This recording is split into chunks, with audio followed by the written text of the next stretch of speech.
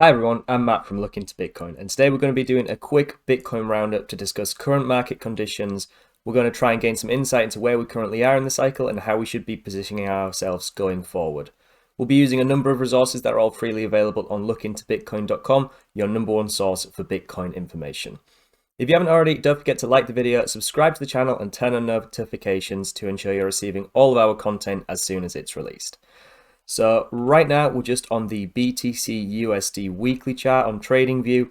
And as you can see, we finally got a green weekly candle close after 9 consecutive red weeks, which is obviously a good sign, but there could be still more pain to come. One promising sign is that we seem to be forming sort of a rounded bottom here on the weekly chart. These red downward candles aren't quite as big as they were previously, and as these candles kind of contracting a little bit, it could be a sign that we are rounding off bottoming, similar to how we did in the previous dip from above $60 to around $30,000 here. If we drop down to the daily, nothing really too interesting has happened. We're getting a lot of chop for a few days, weeks even, where Bitcoin's price is, showing some promise to potentially break upwards of 31,000 before dropping back down to 28, 29,000. Nothing too interesting until we really break out of this range, either to the upside or the downside.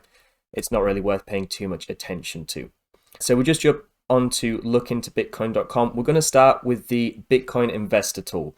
In this video, I'm going to try and give a few bullish arguments, a little bit of a bearish argument, so we can try and get a fair overview of where we currently are. But the Bitcoin investor tool is a great start and is actually showing that we're in an area that has historically been great for accumulation. The Bitcoin investor tool, which is made up of two moving averages, the 2-year moving average and the 2-year moving average multiplied by 5. This green line here, the 2-year multiple, often shows grey areas to accumulate Bitcoin. If we just look at the past 2 or 3 cycles here, we can see every time we've dipped beneath, it could last a few days, weeks, or even a couple of months. Every single time we've done it, however, though, it's been a grey area to pick up some BTC, and investors have been rewarded for doing so. Next, we'll look on to realized price, and this is one that a lot of people I've seen discussing right now, especially on social media platforms like Twitter. The realized price is taking into account the previous price in which each Bitcoin was last moved on the network. So it's then averaging out every Bitcoin, the last price it moved at. It is then giving us almost a fair value of Bitcoin. So right now, the current realized price is about $23,500. And if we zoom in, it looks like we haven't actually reached this realized price yet. So a lot of people are saying that we may need to go down, potentially dip beneath the realized price to really show a Bitcoin bottom. But if we go back to the chart here, just turn that off, we can actually see on May the 12th, when we had this bottom wick, this is on the Binance exchange, we actually had a low of $23,878. And if we look to that exact date here, we had a realized price of $23,962. So we have actually dipped beneath this realized price value, which a lot of people are looking for as an area to potentially accumulate more Bitcoin, potentially a sign that we have bottomed as it has been in the past. And we have actually done that. So it might be a case of that we just had a very brief dip beneath. It might be that we revisit the realized price just to potentially consolidate around or beneath that. But it is one sign that could be seen as bullish or bearish. Personally, I think it's a good sign we've dipped beneath. We'll just have to see if we revisit that. Next, the Fear and Greed Index.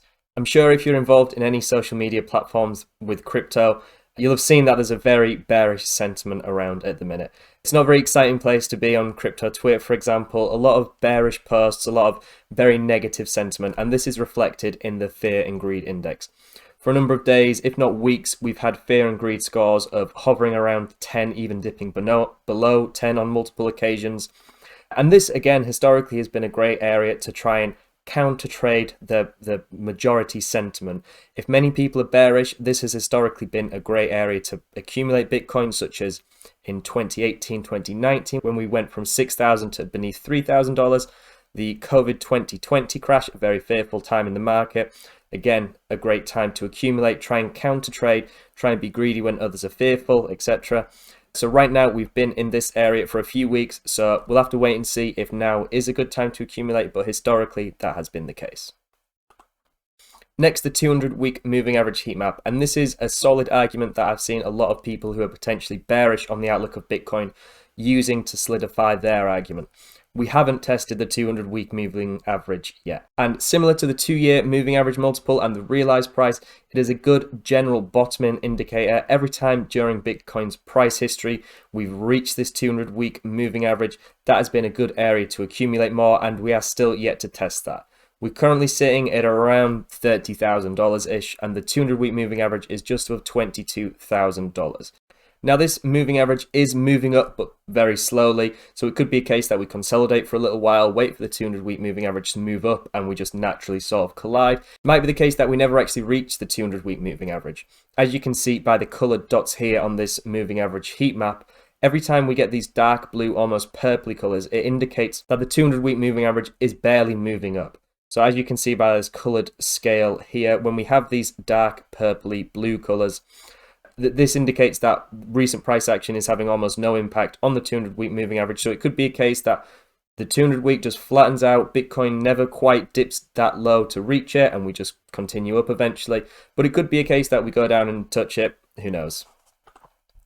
Finally, the hash ribbons. Again, I've not seen anyone really talking about this yet, but if we just zoom in onto the recent price action, we can see here that the 30-day or the 1-month moving average of the Bitcoin hash rate and the 60-day or the 2-month moving average of the Bitcoin hash rate, we are very, very close to actually getting a crossover here.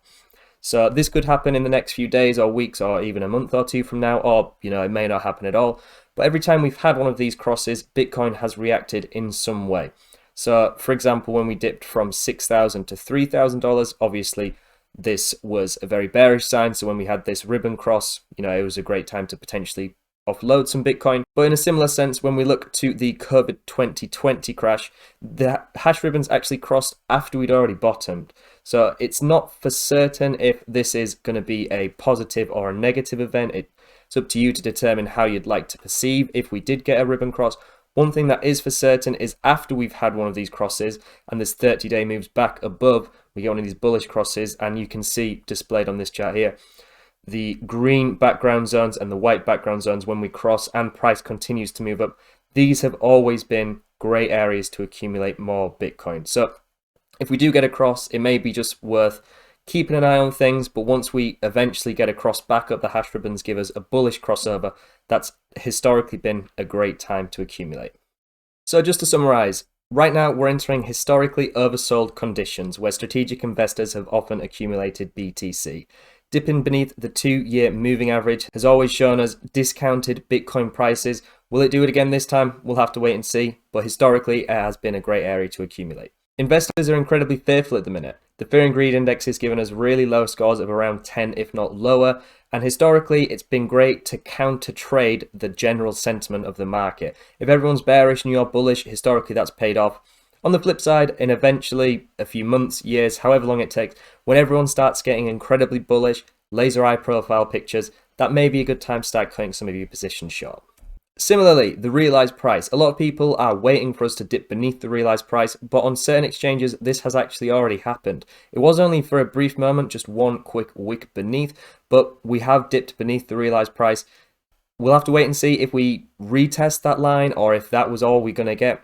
But in a similar fashion to the 2-year moving average, every time we've dipped beneath or touched that line, it has been a great area for strategic investors to position themselves for the future. The bearish argument we have is we haven't tested the 200-week moving average yet. We are seeing the 200-week moving average barely increasing, as we can see on the moving average heat map here.